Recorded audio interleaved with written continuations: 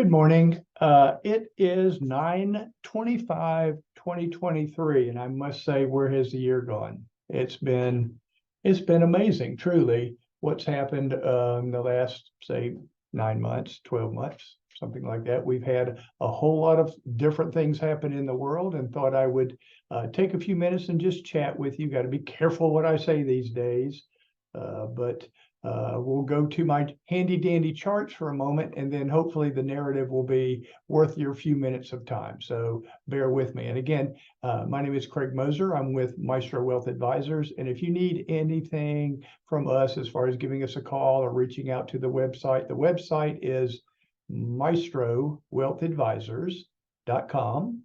And our phone number is 336-448-1086. So let me share my screen with you. Hang on just a moment. All right, so a different charting program that we're on right now. We're trying a few out. I like this one. We'll see how it goes. So let me tell you what this up and down set of lines is. That is the daily valuation of the S&P 500 index, which is, to me, the most widely accepted the market index out there. So might as well take a look at it. You see, we're looking back in the Wayback Machine 5 years. So this is right around March 2020, when we had the COVID drop, pretty bad, 35%, a big march up, and then about a 27% decline from that market high. And then now we see the S&P working on this line right here. So that takes us back right here to 2021. So right away, you can see that we've really had no sustainable advance, and instead some fairly significant drawbacks in the last 2 years. Yes, I know the market goes up and down, but if you're comparing from from June 28th, 2021 until today, we're flat. You know, that's not a flat line, I know, but you can tell that there's been more market volatility. What I read, again, opinion, is that this will be something that continues. We will have ups and downs in this market for a while, but not really sure whether we're going to see sustainable growth for a while in the stock market because of valuations. A lot of people are saying that the valuations on, for example, the S&P 500, it's about 18.5 times trailing earnings there. So that's fairly significant and something that we should consider and think about. All right, S&P. So there you have it. When you look at the NASDAQ, so that is in DQ here, NASDAQ is the smaller, more aggressive type of stocks. You're going to see more of the NVIDIAs and the Iridiums, and just more aggressive stocks in here. Smaller company, maybe more potential, but once again, not a whole lot of dividend payers in the NASDAQ. How's that? All right. So if we go back to again June 28th, 2021, you can see that we're pretty much at the same spot. So 2 years have not really reaped massive harvest for returns in the NASDAQ. Now, this calendar year, 2023, right here, you can see that we, from a very substantial market low, over 20-some%, the market has rallied back. The NASDAQ market has rallied back from that market low, but we're nowhere near the market highs at the end of 2021. So just saying. Sorry. Sorry about that phone. Now, if you look, for example, at the foreign markets, and you see EAFE, Europe, Australia, and the Far East, again, a similar message. We had a market high, let's call it right here, which was August of 2021. And then you say, okay, from that point, have we made any progress? And the answer is kind of a no. We're back where we were right around in here, which was November of 2020. So 3 years ago, and now we're about in the same place, moving the needle a little bit, somewhere right in there. So are we really knocking the cover off the socks and doing good overseas? Not really. Now, these are the developed countries right in here. So these are countries like France and Germany, Great Britain, and so on and so forth.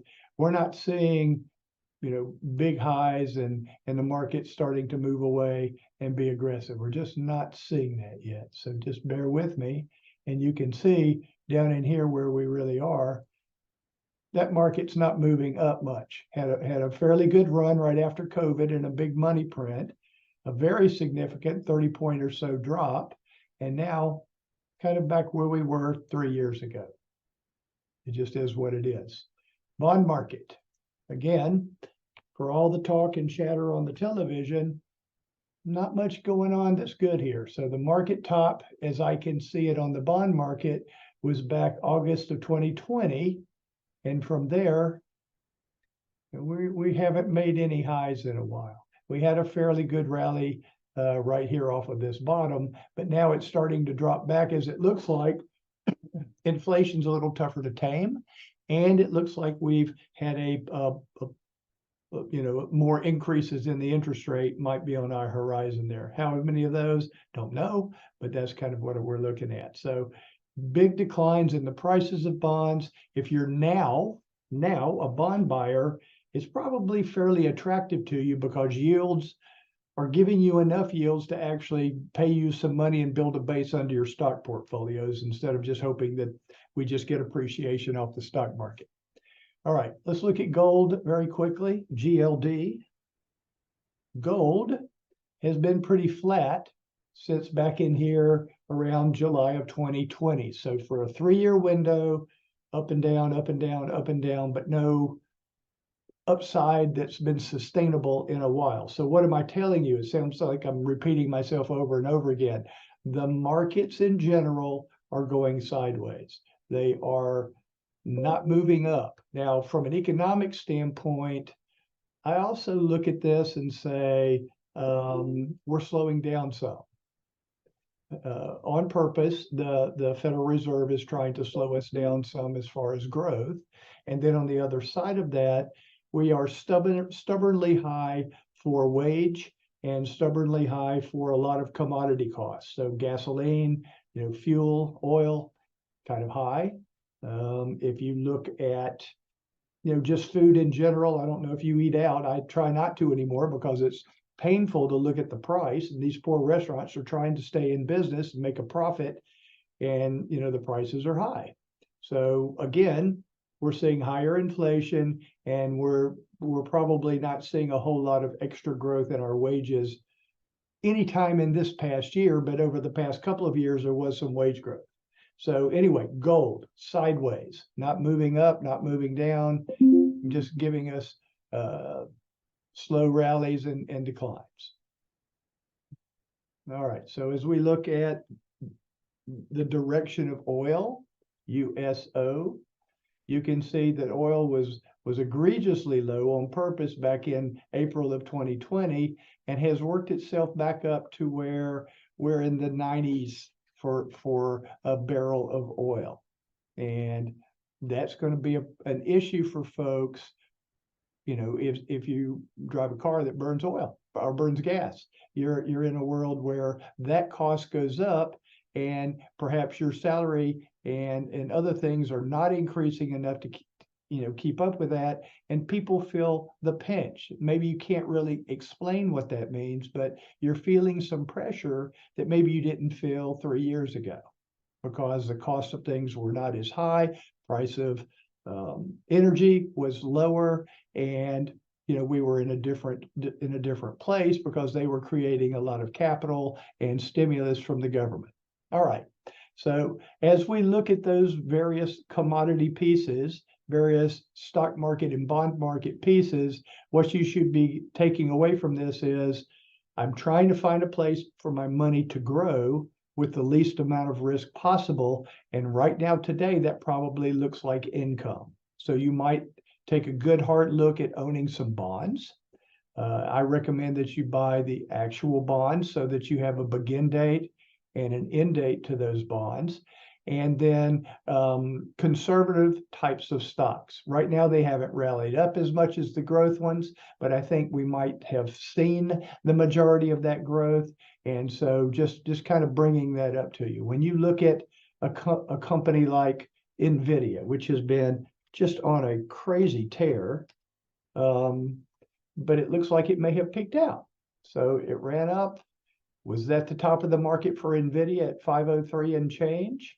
Not sure, but today we're at 421. So just understand that was a fairly significant, I mean, that's, that's a lot of a point drop, although it doesn't look so bad because of the big rally that we've had in this calendar year.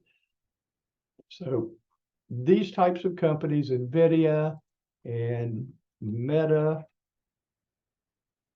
they've rallied into 2023. They're still not where they were back December of 2021, but this has been a very substantial rally from the bottom part of the market. So just be careful what you're hearing on TV and make sure that you take a look at it yourself. Microsoft, another one of those AI-driven types of years, and Microsoft is at or near where it market high a while back ago, back when it was higher.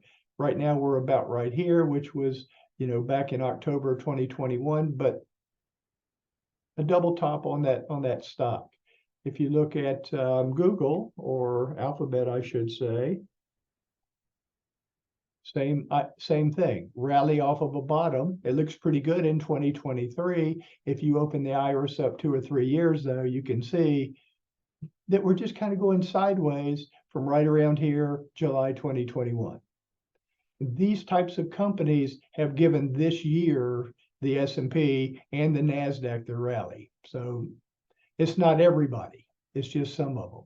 So if you looked at Coca-Cola as an example, not so hot. If you look at, Procter & Gamble, great company, sideways. So the rally has really been in a fairly confined space, and most of it has been around artificial intelligence, to be frank with you. Other stocks have not been doing so good, like Duke Energy. Utilities have been on a decline. It's not just Duke, it's pretty much all of them acting like this to where there's not a whole lot of upside. So a lot of people are relying more on their dividends. So a Duke type of stock will pay you in the 4s at this price. And, the real question is, would you buy it at this price? I mean, it's not overpriced. So just looking and saying, okay, some of this has gone up. Most of it has been tech.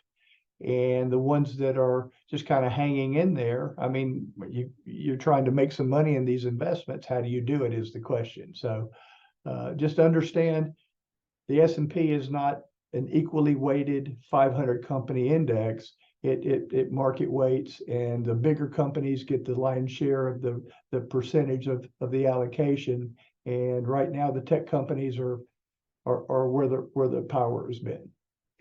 Okay, guys, I'm going to let you go. No more boredom for the day, I hope. And I hope you have a good remainder of your September. And if you need us, give us a call at 336-448-1086. And I bid you good day.